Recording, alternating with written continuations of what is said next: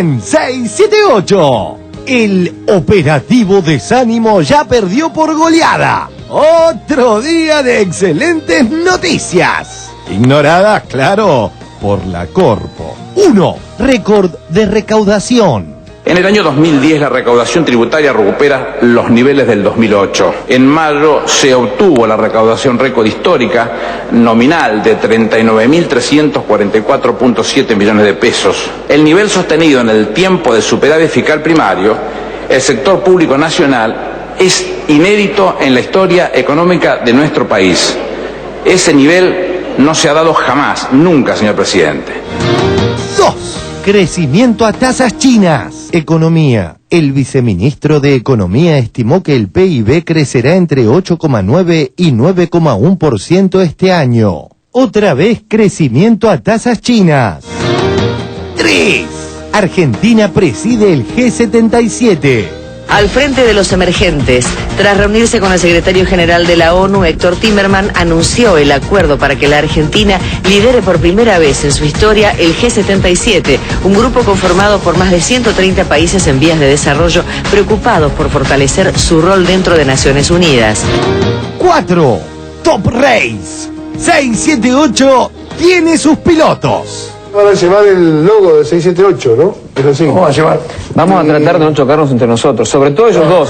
Yo garantizo que quizás no los choco, pero entre ellos dos hay en teoría el 6, el 7 y el 8. 7, el más joven. Bueno, esperemos que América lo ponche, chicos. Esperemos. 5. Ver a Messi es un placer. Qué bárbaro, ¿eh? Aparte el taco ese te sale perfecto. Ahí está el empate. ¡Gol! Lo hizo Messi. La rebotaron para Messi. Buen partido, Messi, gol. ¡Gol! Atención que nace el cuarto gol. Palo. Y de atropellada, señoras y señores, el gol de Pedro. Aquí viene Messi. El toque para Alves, gol. Hasta Dani Alves se anima, señores. 6. La argentinidad al palo. Cónclave de leonas. Y la verdad que para mí es un honor que te preocupes por nosotros. Como argentino, no como entrenador, estoy orgulloso del equipo que nos representa en todos lados del mundo. Bien llamado las leonas. Así que agradecerles a ustedes, que son lo más importante del deporte, a todos nosotros que empujamos el piano, ¿sí? Y a vos especialmente por el llamado ese, que es un detalle muy importante para mí en lo personal. Así que agradecerles a todos los que vinieron y orgulloso de ser argentino desde el alma. Se siguen sumando nuevas voces. Hoy, las disidentes. Los Kirchner han hecho todo lo que pudieron hacer. Parece que han tenido aciertos y hay que continuarlo. Hay un proceso económico que no hay que obstaculizar, sino por el contrario, generar la confianza para que se robustezca. La disidencia de la disidencia. Si estuvieras en lugar de Mauricio Macri, ¿qué harías? No hubiera llegado con las escuelas en la condición en las que están. Porque creo que las escuelas tienen que estar bien siempre. Y si cuando se comenzó el mandato no estaban, debía ser una prioridad. Las escuelas tienen que estar bien. Siempre. Mínimo. Ahora, si no están bien, tengo una responsabilidad y me tengo que hacer cargo de la responsabilidad. Multitudinaria fiesta. Las cámaras de la Corpo ausentes. La camarita del tanque presente. ¿Qué esperás para el acto de hoy? Y venimos acá a apoyar el modelo, apoyar a Néstor, apoyar a Cristina. Me parece que es momento de jugársela, de poner los huevos, de no estar tibio, y acá estamos. En este contexto, la reaparición de Kirchner disgustó a Pagni, Morales, Solá y compañía. Comienza a dibujarse la finitud kirchnerista. La Nación, por Carlos Pagni. Se trata a sí mismo como a los demás. En el informe no hace referencia a otros aspectos de la columna de Carlos Pañi, pero Carlos Pañi en su columna se refiere 3 veces a infarto. Lo que el tiempo nos dejó, ficción y realidad se entrelazan esperanzadoramente.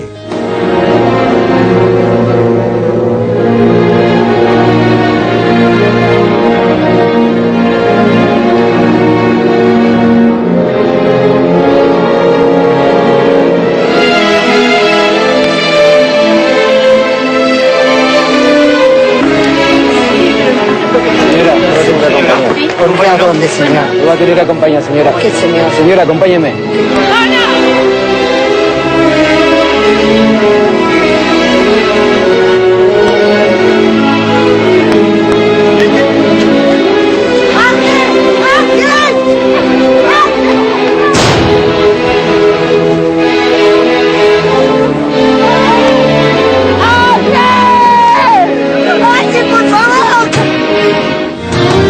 El debatazo del momento. Ex-Progres. ¿Convicciones o ego? Ruiz Guiñazú volvió a embestir contra 678. Están bancados por publicidad oficial, ya sea 678 o el canal CN23. ¿Cómo ven que se usen estos fondos públicos para este fin? Bueno, directamente me parece que entra en el campo delictivo, porque es un dinero que no está para eso, efectivamente. No pensamos como vos, Magda, pero daremos nuestra vida para que sigas defendiendo tus ideas chacareras, a las que sabemos independientes de tus avisadores, y luchando por la libertad de prensa, hasta en el rincón más chiquito del planeta. ¿Qué le parece la CIP? La CIP, mira, la Sociedad Interamericana de Prensa, en general, ha tenido un buen desempeño. ¿Qué le parece que no se haya pronunciado, por ejemplo, con los asesinatos de periodistas en Honduras? Bueno, eso me llama la atención, pero en este momento estoy muy ocupada con lo que está pasando en el país. No quiero hablar de temas internacionales. Si robaran el mapa del país de los sueños, siempre queda el camino que te late por dentro. Si te caes te levantas, si te arrimas te espero. Llegaremos a tiempo, llegaremos a tiempo. El derrumbe. Vergonzosa protección mediática a Macri. Página 12. El gobierno porteño sabía que no debía, pero habilitó igual. La jefa de inspectores pidió que no se habilitara el boliche que se derrumbó causando 2 muertes. Pero 20 días después, el jefe del área la autorizó sin ninguna explicación. ¿Cómo te quiero, pluralismo? Bullrich dio la cara en Duro de Domar.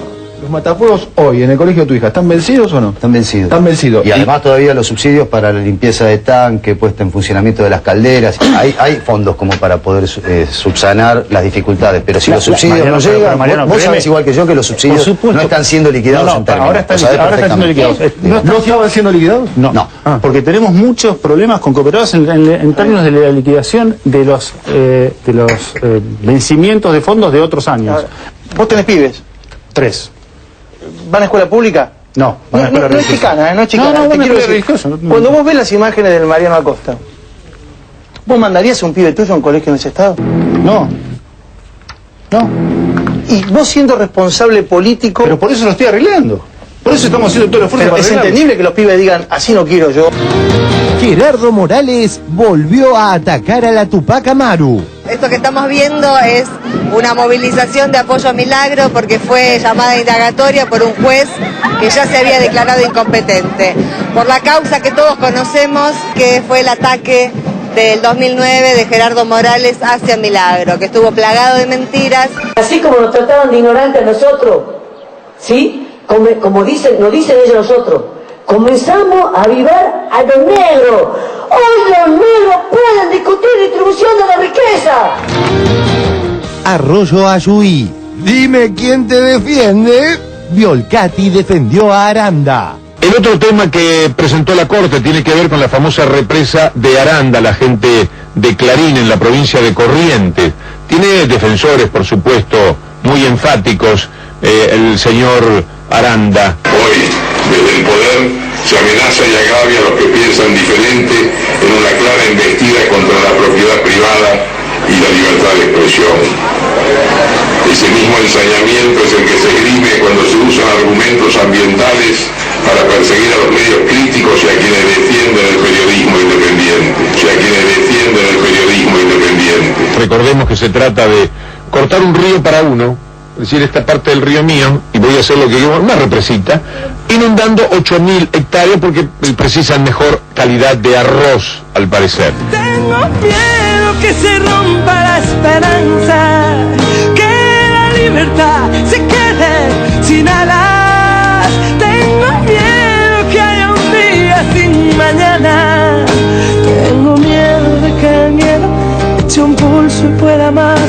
no te rindas, no te sientes a esperar. Próximo domingo en 678. Robert Cox, Ricardo Forster y Norberto Galazo. Otro regocijo del intelecto y del corazón. 678. Queridísimo Diego, de té vitalicio de mi alma, ¿cuándo volverá por estos pagos? Así lo estrechamos en fuerte abrazote. Ah, y para hoy, Dieguito, ¿cómo nos ve? 10 puntos, ojalá, nunca se llega a 10 puntos. 6, y a otro 7, a otro 8. Solo pueden contigo si te acabas rindiendo, si disparan por fuera y te matan por dentro.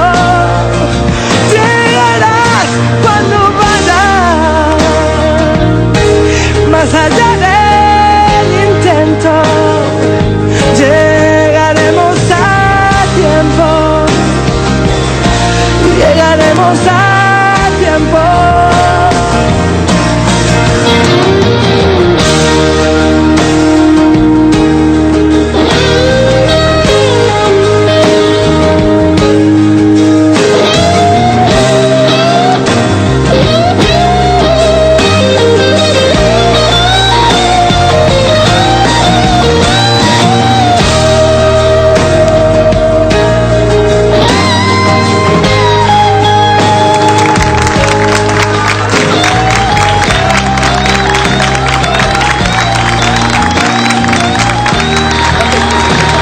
Muy buenas noches, bienvenidos. Hoy estamos acá de vuelta en 678, un programa que según dicen algunos crece a tasas chinas, sí, pero no come el arroz de Aranda. Y otra cosa que me preocupó viendo el informe es que quizá esto sea un delito, como dice Magdalena Ruiz Guiñazú, con lo cual hay muchísima gente presenciando un crimen, con lo cual vamos a tener muchos testigos. Decenas de miles de testigos en un juicio, va a ser una cosa espantosa. Así que quédense presenciando este delito. Hoy tenemos a nuestros compañeros de siempre, el señor Barón y la señora Sandra Russo. Y 3 secuaces. Y prácticamente gente Gracias, cómplice. pero digamos que Lucho está por venir, está por ahí. En algún momento Yo viene. Lucho lo quería zafar de todo este crimen. Que se iba a estar enfermo, pobre, va a ir preso. Sí, Lucho otra vez le atacó, lo han atacado los discos en la espalda y bueno, quedó duro otra vez, pero parece que para mañana se ablanda. Eso dice, pobre Lucho, le mandamos un beso grande. Por este lado nos visita hoy el señor Mariano Otero, músico. Gracias. No de jazz, ya aclaraste, músico en general, de otras cosas. El fiscal Félix Kraus. Gracias, Félix, por venir. Fiscal en causa de delitos de lesa humanidad, derechos humanos. Y el actor, ustedes todos lo conocerán, Juan Vitali. ¿Cómo estás? Vitali, gracias. Muy bien, gracias. Contento de estar acá. Gracias. Bueno, un gusto. Vamos, creo que ya está todo listo para el primer informe que tiene que ver con la reaparición de Kirchner, o el Eternéstor, como le han puesto últimamente, que lo han vestido con su traje. Esto es Kirchner y el odio de los hegemónicos. Vemos qué pasó y después lo discutimos. La reaparición de Kirchner disgustó a Pagni, Morales Solá y compañía. A horas de su internación, en el marco del multitudinario y festivo acto de la JP, reapareció de excelente semblante Néstor Kirchner, disgustando sobremanera a Morales Solá, Pagni y compañía. Otro encuadre que me preocupa muchísimo es la impiedad de las editoriales. He leído algunas cosas con relación a lo que ha ocurrido con el expresidente Néstor Kirchner que llama la atención. Hay gente que parece estar deseándole directamente la muerte. Perfil. La debilidad física de Kirchner hace peligrar su carrera presidencial hacia 2011. El riesgo de morbimortalidad en Kirchner es muy alto si no se cuida. En esto hay riesgo de quedar discapacitado o peor, de una muerte súbita.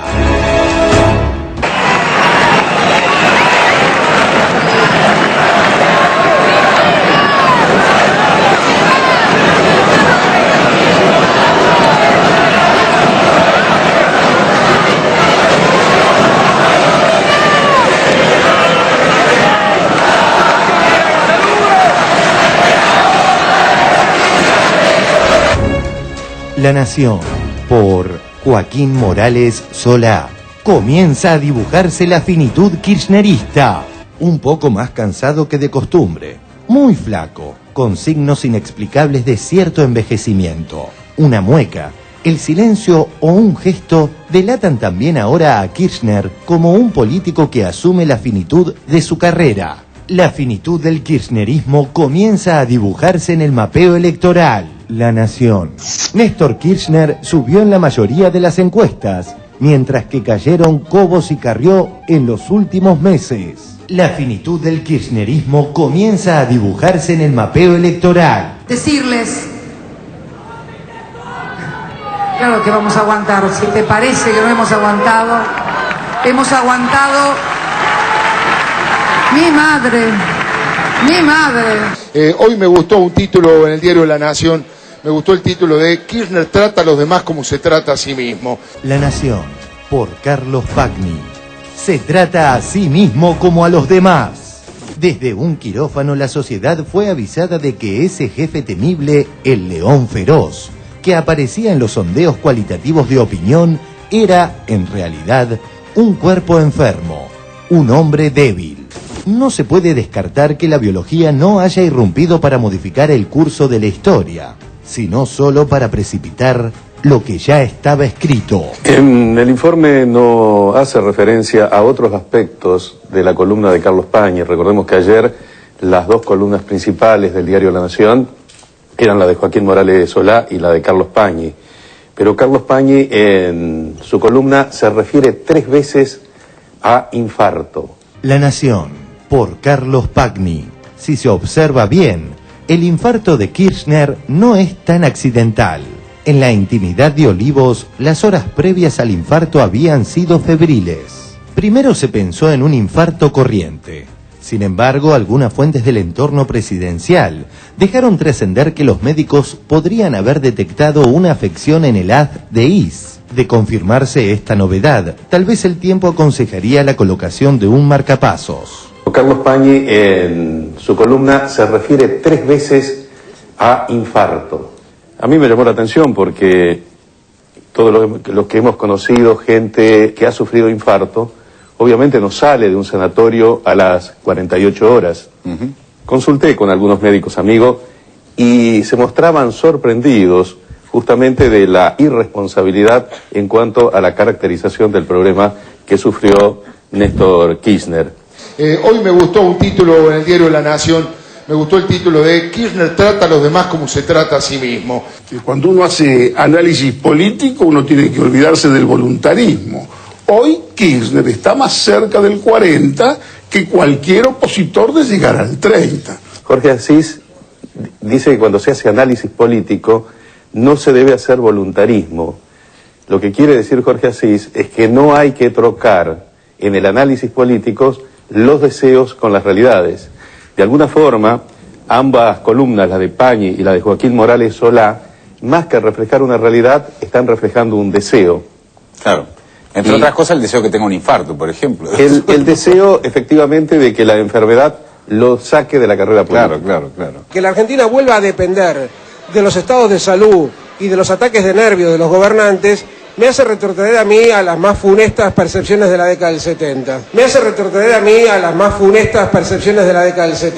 Página 12. Odio y proyección, por Mario Weinfeld. Nunca odies a tu enemigo, aconsejaba Al Pacino haciendo el papel de Michael Corleone en El Padrino 3, a su ahijado y potencial sucesor Andy García. El odio ha sido mencionado muchas veces desde que Néstor Kirchner se internó de apuro el sábado a la noche. Es un caso flagrante de proyección. Sus adversarios, políticos y mediáticos, viven inmersos en el odio, pero lo colocan en la mochila del expresidente y actual diputado. ¿La salud del presidente influye este episodio, la internación del sábado, en su carrera política? Kirchner no va a cambiar nunca. Es muy probable que, aún cuidándose, a Kirchner le vuelva a pasar algún episodio como este.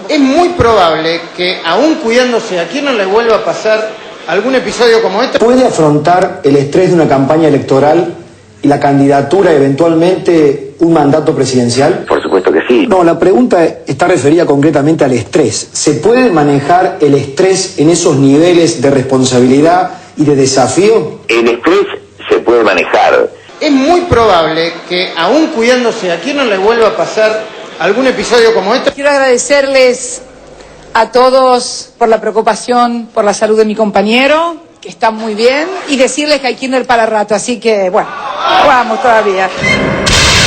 Una nueva encuesta publicada hoy se suma a las anteriores explicando la motivación de la corporación mediática por sacar de la cancha al expresidente. Página 12. Un sondeo indica que Kirchner duplica a Alfonsín en intención de voto, a 4 puntos de ganar en primera vuelta. Intención de voto a presidente. Néstor Kirchner, 36,1%. Ricardo Alfonsín, 19%. Mauricio Macri, 11%. Comienza a dibujarse la finitud kirchnerista por Joaquín Morales Solá. Recordemos el título de la nota de hoy de Morales Solá. Comienza a dibujarse la finitud kirchnerista, ¿no? Entonces uno ve esto, ve el acto de la Cámpora, al que no fue solamente la Cámpora, fueron muchas otras agrupaciones, también fue el Facebook de este programa. Por primera vez en décadas hay mística militante en este país.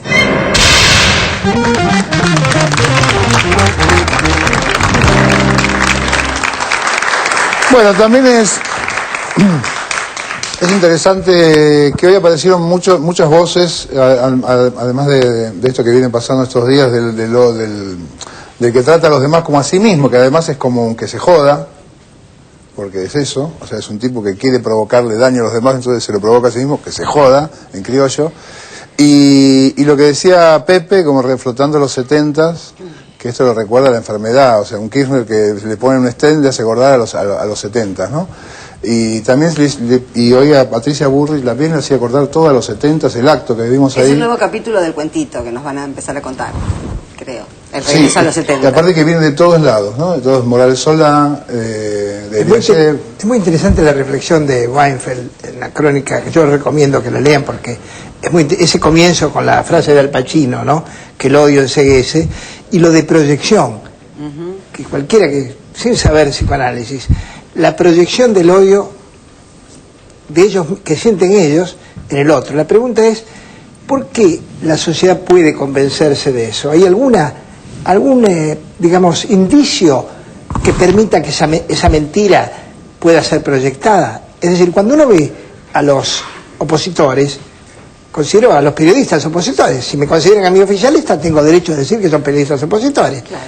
Si uno les ve el odio con que expresan sus deseos de enfermedad y demás, se da cuenta que el odio está proyectado, el de ellos, hacia en este caso, Néstor Kirchner o el oficialismo, ¿no? Mariano, ¿cómo percibís esto? Yo creo que el carácter infantil de las reflexiones que hacen y de la estrategia que tienen es muy similar a la visión que tienen del electorado o de la gente a la que quieren influir o influenciar. Me parece que son muy estúpidos, por decirlo de alguna manera bastante clara, ¿no? En su forma de tratar esta situación y de querer que el presidente que va a ganar no gane a partir de hacer una campaña diciendo que se va a morir y que la gente tenga miedo de votar a una persona que se va a morir. O sea, me parece una cosa que evidentemente está mostrando cómo ellos consideran a la gente a la que se dirigen, cómo consideran que pueden influirla, con una información tan berreta y tan poco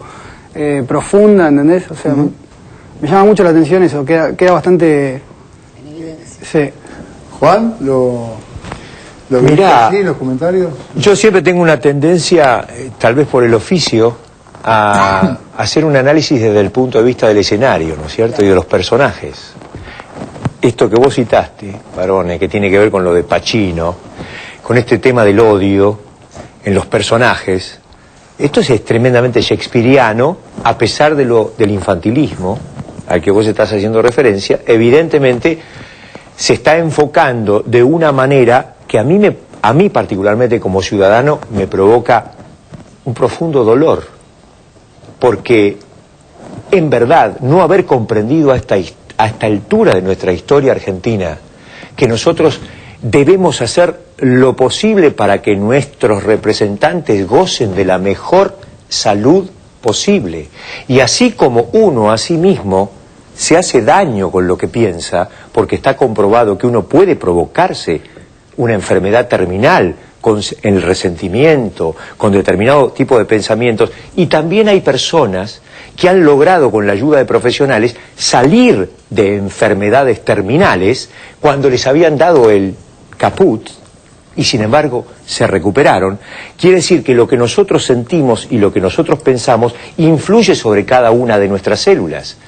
Por consiguiente, no sería tonto pensar que lo que pensamos entre todos influye sobre el tejido social completo. Y llegar a desear, a través de lo que se lee, estúpidamente expresado en algunos casos, y en otros con un poco más de sutileza, está demostrando un deseo que en definitiva nos hace daño a todos. No comprender esto me parece un punto de partida que me hace seguir pensando en el hecho de que la noche y el día son imprescindibles para la vida de los seres humanos, ¿sí? ¿A alguien se le ocurre borrar la noche por decreto?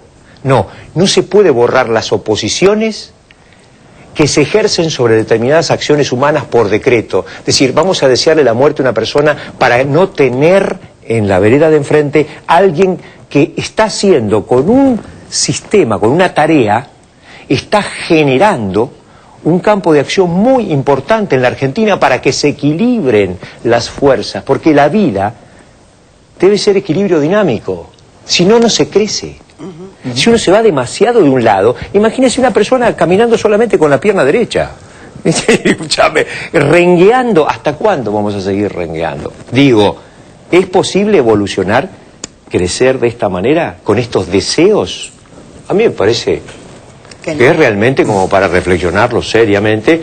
Por eso yo sigo insistiendo en que la ley de radiodifusión es tremendamente necesaria, porque los medios deben equilibrarse de manera urgente. Tenemos que seguir escuchando todas las voces. Félix. Estaba pensando que esta celebración de la cardiopatía que estamos asistiendo en estos días es el viva el infarto como sustituto de viva el cáncer, ¿no? Claro. Y que también pensaba que si la variable, digamos, de las limitaciones biológicas de una persona, de un líder, son la variable política que tanto entusiasmo generan, qué debilidad, primero. Y segundo, ya que se hace tanta homologación entre el kirchnerismo y el chavismo, ¿a cuánto estamos del llamado al magnicidio? Que también, al fin y al cabo, es lo que no hace la biología y se hacen las balas.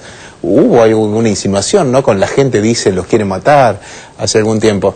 Me parece que estamos entrando en un sendero muy oprobioso, muy triste y muy peligroso.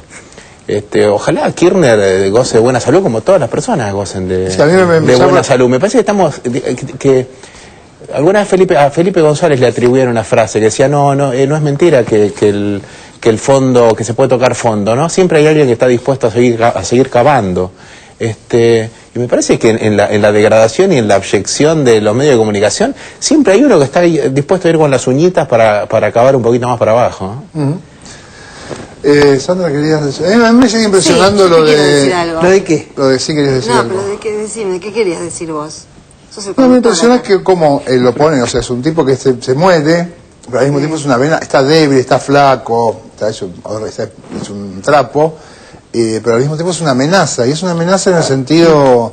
no sé, Morales Solar le contestó a Eve, que Eve le dice víbora venenosa, Morales Solar, porque Morales Solar escribe la columna que es de una víbora venenosa, y Morales Solar se queja diciendo, bueno, vuelve a la violencia física. O sea, el único que se reserva la violencia es él. Se reserva los deseos violentos, los deseos amorales, él. Decretó que es él el único que puede desear cosas espantosas. A mí me parece que todo esto, esta reacción, habla de una profunda debilidad intelectual y política. La verdad, me acordaba recién cuando todos estos cacareaban lo civilizado que es Chile, que Bachelet se abrazó con Piñera cuando ganó las elecciones. Mirá qué civilidad que tenemos acá entre los civilizados. que el expresidente tiene un problema cardíaco y salen a cantar por el infarto. Realmente, si tuvieran algo más interesante que decir, o si tuvieran algo para proponer que les diera mejores perspectivas frente a las elecciones del año que viene, estarían hablando de eso, pero da la sensación de que no tienen nada para decir. Están cayendo en la miseria, ¿no? En la miseria en el sentido más grande, de no tener nada. Sí, miseria, es abyecto, completamente abyecto. Claro, y yo creo que coincidimos todos, cada uno dio su opinión, más o menos coincidimos. Supongo que coincidirá mucha gente. Lo que uno tiene que preguntarse, cuando un periodista, cuando un escritor, cuando un actor, cuando un músico se expresa, está expresándose para un público. Cada uno sabe que está expresándose para alguien, su sonido, su voz. Uno se pregunta, ¿para quién están expresando esas ideas enfermizas, patológicas? Estos intelectuales, llamémosles así, los periodistas, digamos, editores de los respectivos medios. Bueno, estaba Majul ahí, ¿eh? ¿Cómo? Estaba Majul incluido, no sé si Sí. lo querés meter dentro de del paquete intelectual. Creo que vos has hecho esa discriminación necesaria, que cada tanto vale la pena. Pero, en realidad, uno se pregunta, ¿qué pasa con el que consume ese mensaje? Estoy seguro que quienes consumen ese mensaje debe ser una parte importante de la sociedad, que debe sentirse, porque si no, no expresarían de esa manera ese deseo, ese voluntarismo indeseable, valga la redundancia. No está, bueno, no digo nada más, porque si no, vamos a ver que declaró Videla y vemos un tramo de lo que el tiempo nos dejó, que es un unitario que están pasando por Telefe. Allí es parte de la historia de Madres, específicamente la historia de Astiz, ¿cómo se llama? Cuando estaba metido... Infiltrado. Bueno, Maika Migorena haciendo de Astiz, lo vemos y después lo discutimos. Lo que el tiempo nos dejó. La ficción y la realidad se siguen entrelazando de manera esperanzadora. Ayer volvió a declarar Videla y a embestir contra el gobierno democrático, siendo ninguneado el tema por los medios de Mañeto y afines, ya que deberían condenar al genocida, quedando descolocados en su ataque al gobierno. El día viernes próximo pasado, en la ciudad de Córdoba, hubo un acto público, presidido, protagonizado, por el señor Perdía, conspicuo dirigente de la agrupación terrorista Montoneros, y de cuya lectura yo llegué a algunas conclusiones que me mueven a formular esta denuncia que voy a formular. En primer término, entiendo que se trata de una amenaza a la sociedad de reinstaurar la violencia como vía para lograr fines políticos que no han sido posibles lograr mediante la democracia. Segundo término, me siento intimidado, agravado por la situación particular que vivo. Dramáticamente, la cadena del fascismo eslabona a Videla, Clarín, el reaparecido Joffre, Duhalde y Astiz. De esta manera queda aquí inaugurada la planta de papel prensa. Me siento intimidado. ¿Cree que es incorrecto que hoy estén presos los comandantes militares? Pertenecía a un gobierno que indultó y me parece incorrecto. Bueno, pesan sobre él delitos gravísimos de lesa humanidad, ¿no es cierto? Sí, uno exacto. emblemático que es la apropiación de bebés. No, eso no. No, eso no lo acepto. Un gobierno en el que nos respetemos todos, al que quiere a Videla, al que no lo quiere, al que quiere a Videla, al que no lo quiere. Yo creo que en el año 2011, para mí hay uno solo. Eduardo Alberto Duhalde. Duhalde que acaba de presentar un libro, digamos, lo ha presentado él, ¿no? El libro de Joffre. Tenemos una imagen, a ver si la podemos poner en pantalla. Se ve a Astiz con el libro, ahí tiene entre sus manos el libro Volver a Matar. Hay una connivencia de trata y droga con las, lamentablemente, las mafias del crimen. Usted no nombró a Duhalde. Duhalde es candidato a presidente y bueno, ahora. Él introdujo el comercio de la droga. ¿Y los laboratorios y las cocinas? No. ¿Cómo que no? No, eso empezó mucho antes. ¿O mucho antes? Él no lo introduce, ni y lo bueno, beneficia. el comercio, pero no lo hicieron desaparecer, Tata. Tiene una conducta bastante frontal con el tema de la droga. Bueno, yo le digo que las mafias del crimen organizado actúan en connivencia con los poderes políticos. Discúlpeme, hermana, pero hacer una afirmación Sí, así sí. como la del doctor Duhalde es muy delicado, Bueno, ¿eh? yo la digo y Es con muy conocimiento delicado. de causa. I got herself hushing, Emma. She knows something. Yeah, she does. And she's hushing herself because part of her wants to tell. ¿Cómo se ha vinculado su gobierno de la provincia de Buenos Aires con el narcotráfico? ¿Qué hay de verdad? Ahora le cuento. She got herself hushing, Emma. She knows something. Yeah, she does. Más oportuna que nunca, la excelente ficción que emite Telefe y produce Sebastián Ortega tuvo ayer un capítulo de lujo. Ángel, no llego todavía.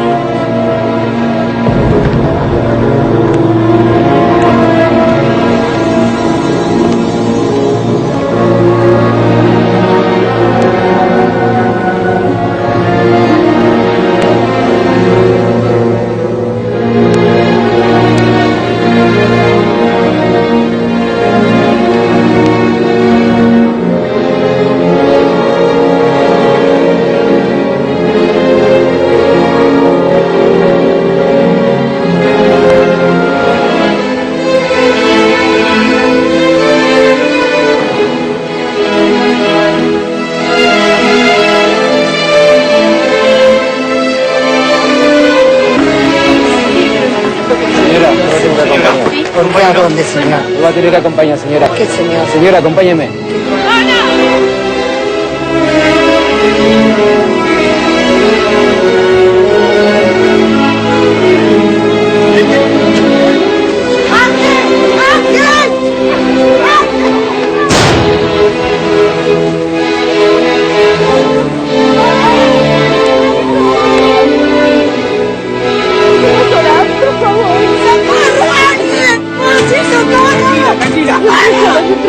No me toque, no me toque.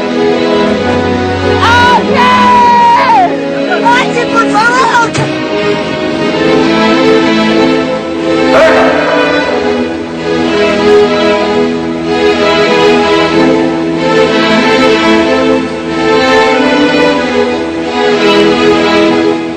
Se acabó el peligro, Mabel. Mabel. Ya está, Mabel.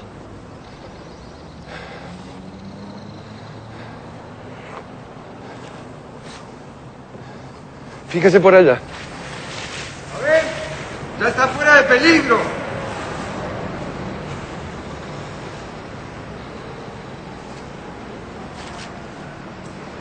Mabel.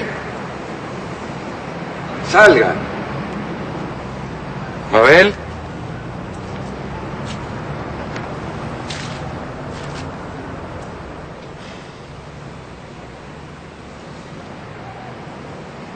Mabel.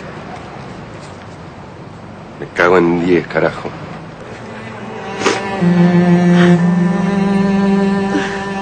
A través de la siguiente nota nos dirigimos a usted para hacer un sincero, enérgico y justo pedido. Hemos hecho todo lo posible para ser escuchadas, pero nuestras voces fueron acalladas y ninguna respuesta clara venida de ningún ente gubernamental, ni de usted mismo, ha aclarado en ningún lugar público. Circulando. Estado de sitio, señora. Señor excelentísimo presidente de la Nación, a través de la siguiente nota nos dirigimos a usted para hacer un sincero, enérgico y justo pedido. Hemos hecho todo lo posible para ser escuchadas, pero nuestras voces fueron acalladas y ninguna respuesta clara venía de ningún ente gubernamental, ni de usted mismo ha aclarado la situación de nuestras familias. No tiene entidad, no está. Ni muerto ni vivo, está desaparecido. Y hasta saber la verdad, repetimos, ¿dónde están nuestros hijos? Aunque sea reiterativo por si hubiera algún desprevenido, el último sábado TVR explicaba la relación entre los derechos humanos de ayer y los de hoy. A mí lo que me obsesiona de todo este proceso ¿es una batalla del pasado o es una batalla del presente? ¿Es una batalla de ellos? ¿Es una batalla gobierno, Clarín, o es una batalla nuestra, de los ciudadanos? Esto me parece central, porque ¿para qué había esta desconexión con la tortura, con la represión. Era para poder aplicar un plan que destruyó el Estado, que al decir destruyó el Estado, destruyó los hospitales, las escuelas. Después del 89, la gente misma pedía esta orientación.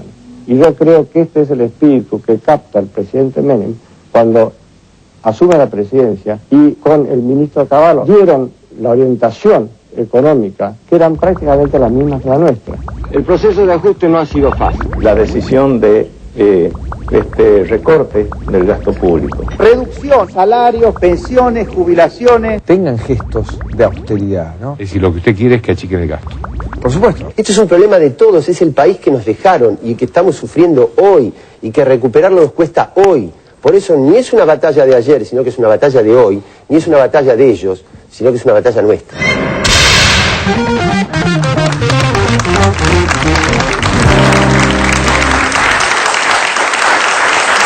Bueno, muy interesante, muy fuerte, pero además yo quería agregar esto que no me parece un detalle. O sea, Videla es un personaje tan cruel como sencillo, digamos, de encuadrar. Pero hoy, por ejemplo, Clarín, esta denuncia, de este pedido de custodia de Videla, lo relata, comienza así el relato: con tono respetuoso, el principal jerarca de la última dictadura. Con tono respetuoso, el principal jerarca de la última dictadura afirmó que se trata, ¿Qué opinás? Es hoy, no es 78. Sí. Pensaba que estaba bárbaro escuchar las voces de estos personajes, aunque resulte repulsivo y francamente uno no quisiera decir nada, porque esto muestra la entidad que tienen cuando no actúan por la noche, en franca superioridad numérica contra personas indefensas, o cuando no muestran su valentía y su autoritarismo frente a personas amarradas, desnudas y sin posibilidad de defenderse, ¿no? Esta es la catadura moral personal de estos personajes, autovictimizándose en un despliegue farsesco, digamos, que puede verse también en esa hipocresía intolerable cuando hablaba de los desaparecidos, cuando tenía la suma del poder público. Al fin y al cabo, aquella fue la tragedia y esta es la farsa, ¿no? La representación de la misma calidad de persona, tratando de presentarse patéticamente como víctima y reclamando un lugar que claramente la historia no le reservará, digamos, esos sueños de epopeya, de grandes remodeladores y reorganizadores de la sociedad. Les quema la verdad, les queman las pruebas de ese juicio, les queman verse en ese lugar de ciudadanos respetados, porque también les queman que no ser tratados como ellos trataron a los que eligieron como sus enemigos. Me parece que en este sentido la enorme victoria moral de la democracia por sobre los victimarios de la democracia es tratarlos con el respeto y con todas las garantías. Y también pensaba que muchas veces estos personajes siniestros se atribuyeron ser portadores del ser nacional y de ser la reserva moral de la República, ¿no? Y viendo la ficción, que aunque sea ficción no deja de ser increíble, del secuestro en la iglesia de la Santa Cruz, pensaba que ahí encontramos la reserva moral de la Argentina, ¿no? Cuando nosotros en los juicios escuchamos a todas las víctimas del terrorismo de Estado que se han sobrepuesto al terrorismo de Estado, a la tortura, a la desaparición de sus hijos, a su propia desaparición, bueno, a las cosas más tremendas, pero también al terrorismo de Estado residual, que fue la impunidad. Cuando todas esas personas se sientan y siguen dando su testimonio, confiando en las instituciones, que no sé si merecen tanto crédito como el que se les da, esas personas nos llenan de fuerza, porque esas son la reserva moral que tuvimos y que tenemos. Esa es. ¿Trajiste algo para mostrarnos? Sí, hoy cuando me invitaron al programa estaba trabajando precisamente en el juicio en el que estoy ahora, acerca de un episodio concreto que es el fusilamiento de 16 personas en Monte Grande en la madrugada del 24 de mayo de 1977.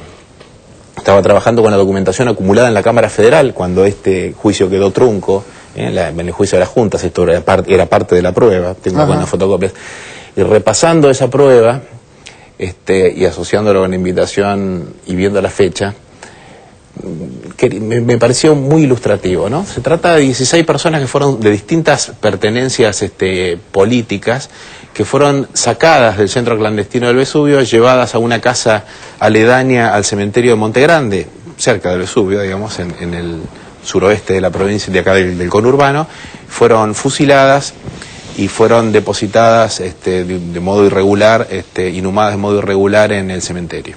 Algunos de los familiares, en un muy penoso trámite, muy humillante, tuvieron que reconocerlas. Bueno, ¿qué pasó con el tratamiento que le dieron los medios de comunicación a ese fusilamiento inmediatamente después? La sexta de La Razón, del día 24, o sea, la última edición del mismo día del fusilamiento, dice que fueron muertos en un enfrentamiento en Monte Grande 16 delincuentes subversivos, y hace todo un desarrollo acá en la bajada del título, ¿no? El día siguiente, la fiesta patria, el 25 de mayo, Clarín dice: son abatidos 16 sediciosos en Monte Grande sorprendidos en una reunión. Sediciosos que además se desplazaban en un Falcon igual de lo que usaban los grupos de tarea de la dictadura. Bueno, hay todo un desarrollo ficticio. Era una reunión, en teoría, así se la presenta, para unificar distintas fuerzas subversivas que como estaban en retirada debían aunar fuerzas. Habían seleccionado dentro de los cautivos del Vesubio a personas de distintos orígenes, inclusive tomaron a una joven alemana, Elisabeth Kassemann, que militaba en una fuerza trotskista, digamos, enrolada en la Cuarta Internacional, para mostrar la pata internacional de la subversión, ¿no? Bien, esto era Clarín el mismo día. Y después lo fueron dosificando a cuentagotas, y en julio, 7 de julio del 77, es La Nación. Dice que se pudieron por fin identificar a 12 extremistas, 12 de los 16. En realidad los familiares tuvieron que hacer una peregrinación e ir, en una situación absolutamente realmente denigrante para ellos, dolorosa, otra forma de tortura, a identificar los cuerpos que estaban inhumados en ataúdes precarios, a cielo abierto, con francas huellas de la tortura, y desnudos, digamos. Bueno, ¿cuál es el corolario de este pequeño muestreo del tratamiento de la prensa? La revista Somos, de el 10 de junio, titula con una información relativa a la llamada lucha contra la subversión, una revista que había sido fundada en el año anterior, era el número 38 del primer año, y hay todo un desarrollo ficcional del operativo del fusilamiento de Monte Grande. Quiero decir, había en la dictadura un montaje de inteligencia alrededor de manuales e instrucciones muy específicas de cómo hacer inteligencia para captar a sus enemigos, pero también inteligencia para operar sobre la población. Bueno, una de las herramientas, probablemente la más poderosa para los medios con que se contaba en el momento, era la prensa gráfica. Pero digamos, ¿cómo nadie se hizo una pregunta de la veracidad de esto. Por eso, ¿cómo nadie quiso ver los cuerpos. Ahora, qué interesante lo que está contando. Interesante no es la palabra, ¿no? Digamos, escandaloso sería, aparte de conmovedor. Y yo pensaba, ¿qué prueba es esto acerca del rol, del papel que cumplió el periodismo y la prensa en general? Porque está dando de varios medios allí, los más importantes. Bueno, 3 de estos medios eran recientes socios de un emprendimiento de papel. Y en la fecha de los fusilamientos, la señora Greiber llevaba un mes desaparecida. Claro, fíjate, entonces la pregunta es, ¿por qué esos medios? Todos tienen derecho a una... Primero porque pueden haber cambiado también los cuerpos periodísticos, más allá de que algunos están estables en los cuerpos directivos. La idea de, por lo menos, tratar de reivindicarse apoyando algún tipo de verdad, y no esa resistencia en la mentira, como estamos viendo, incluso en periodistas que apoyan esa mentira. Es muy raro esa manera de indultarse y de amnistiarse después de esta prueba. Es como un cinismo, ¿no? Yo les digo algo, yo leí hoy una nota de Robert Cox, y lo quiero decir porque yo el domingo no voy a estar. Y si me quedo con las ganas, no soy yo. Una nota de Robert Cox publicada en Clarín, traducida del Buenos Aires Herald, que estaba escrita en inglés, que salió el domingo. De inmediato, Clarín la reproduce, es una nota de doble página que probablemente el domingo tenga, que es realmente apasionante, porque el Robert Cox que yo leo ahí, y esta es una opinión estrictamente personal, porque ustedes no leyeron la nota, no tienen por qué. El Robert Cox que yo veo ahí es un Robert Cox distinto a ese señor tierno, amable, liberal, con algunas ideas diferentes a las nuestras. Es un señor fuertemente enfocado hacia la idea de que aquí se avecina una dictadura que puede llegar a apoderarse de Clarín, y termina con una cita de Orwell, aquel famoso, digamos, escritor que avisoró al mundo vigilado por un ser omnímodo, ¿no? Es muy interesante porque en pocos años, en pocos meses de aquel discurso de Cox en este programa, cómo fue colocando su balanza. Y me llamó la atención que para defender al diario Clarín, es largo lo mío, pero para defender al diario Clarín no importa, después me pegan a mí. Utiliza dos ejemplos para decir que el diario Clarín es un diario que tuvo periodistas importantes, y utiliza de ejemplo al dibujante Sabat y a Marilena Walsh, que hizo aquella famosa nota El Jardín de Infantes. La pregunta es, ¿ustedes creen que en 36 años, 34 o 30 años, por donde en Clarín han pasado periodistas notables, firmas importantes, directores importantes, los dos ejemplos que da Robert Cox son un dibujante y una poeta de canciones que de casualidad colaboraba cada tanto, como puede colaborar un intelectual con un diario? Juan, Juan no, estoy mirando por acá, no estoy mirando por acá. Mariano Otero, ¿qué te despierta todas estas cosas que estamos viviendo con esto, no con los...? No, me quedé pensando en dos cosas que se me juntaron, que cuando hablaban de Kirchner hablaban de cuerpo enfermo, ¿no? Y justo Orlando en algún momento, para hablar de estas personas, dijo mentes enfermas. Y yo pensaba en Videla y en las torturas, y pensaba que toda la batalla que no pueden dar en el campo de las ideas, y que no la pueden dar y que no la pudieron dar nunca en la historia de la humanidad, los necios, siempre trataron de darla contra el cuerpo. Es su única forma de poder controlar algo que no pueden controlar de otra manera. Y así como en algún momento pueden tomar esa herramienta que es abatir al que contiene esa idea que no pueden discutir, en una época en donde no lo pueden hacer físicamente, como ahora, que no lo pueden hacer con tanta libertad, encuentran maneras de decirlo de alguna forma, o de presentarse a la sociedad claramente como lo que son, deseándole la muerte a una persona claramente y hablando de cuerpo enfermo. No sé, me quedé pensando en eso y se me juntó. Bueno, vamos a cambiar un poco de clima. Te voy a recomendar una película, a ver si me sale bien, porque el 23 de septiembre se estrena Lula, el hijo del Brasil. Qué lindo. El hijo del Brasil. Filio. No te lo puedes perder. El líder más influyente del mundo, según la revista Time, campeón global en la lucha contra el hambre, según la ONU. En Brasil no lo quiero. Todo el mundo sabe que Lula está haciendo historia, pero muy pocos conocen su historia de vida. Llega al cine la primera película basada en la vida de Lula da Silva. Muy bien, muy bien. Excelente, excelente. Lo que otros prometen para ser electos, él lo hizo para sobrevivir. Lula, el hijo del Brasil. La primera película basada en la historia de Lula da Silva. Estreno 23 de septiembre. Ahora vamos a un corte y ya volvemos.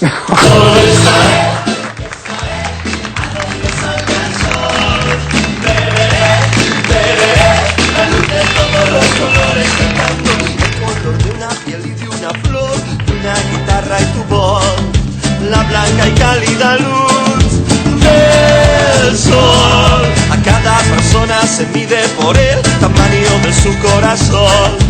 La tierra nos dice que es de nadie. Yo estaré a donde salga el sol. Beberé la luz de todos los colores cantando. Estaré a donde salga el sol. Beberé la luz de todos los colores cantando. Cada persona se mide por el tamaño de su corazón. La tierra nos dice que es de nadie. La tierra no es de nadie, es de todos, como la cálida luz que entra en la cuna